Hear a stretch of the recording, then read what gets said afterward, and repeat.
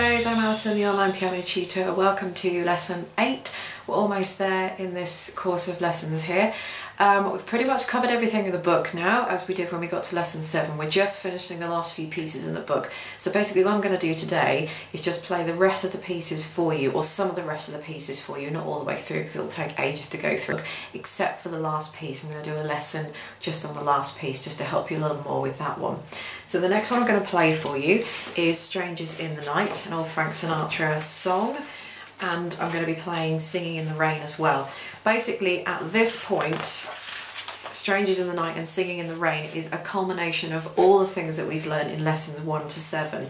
So there's nothing really new in here in terms of rhythm and notes, and you've got some staccato and ties and phrasing and slurs and all that sort of thing. But again, that's all discussed in the book earlier on. One other thing is that they've put in dynamics, which is kind of your volume, if you like. It just tells you how loud and how soft to play each particular passage of music. That makes a massive amount of difference because it really does help you to put some variety and some expression into the music rather than having it all boring sounding. So what they've got here, it's all written out for you, but the little MP they've written here is moderately soft. MP is actually Italian. A lot of our musical expressions, later on, when you get to have a look at other pieces of music, most of them are all written in Italian, some French, some German, but mostly Italian. This MP is mezzo piano, which basically means, translated into English, moderately soft, so kind of medium soft. So not too loud, not really soft, but just sort of, I would say it's probably a normal kind of loudness that you would kind of play. You've just got a few more in there, but just follow the directions. Again, you've got an F here, which is forte, that's Italian, forte, it just means loud. And you've got a P on its own, which is piano, actually spelt piano, but we pronounce piano because it's Italian, and that just says to play softly. So when you get to that bit there, play softly until otherwise directed. So I'm going to play Strangers in the Night for you now. So here is a little bit of Strangers in the Night. Don't forget you've got some staccato notes in there as well.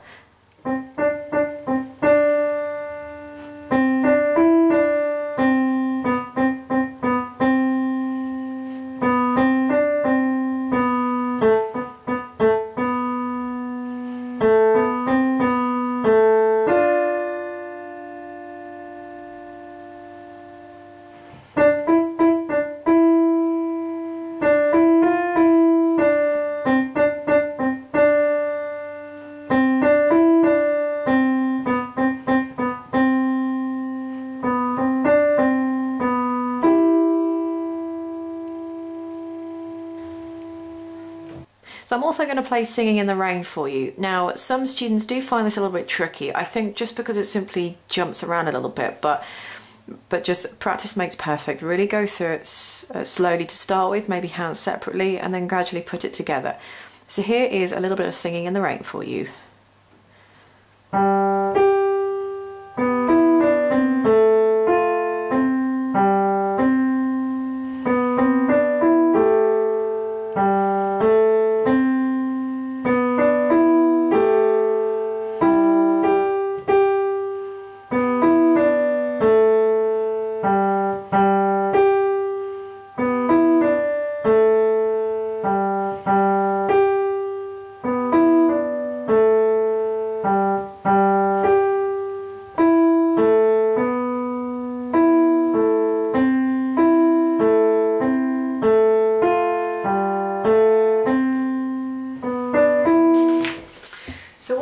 Another reason why Singing in the Rain is just a little bit more complicated is that because some of the left-hand notes come at the same time as the right hand playing tied notes.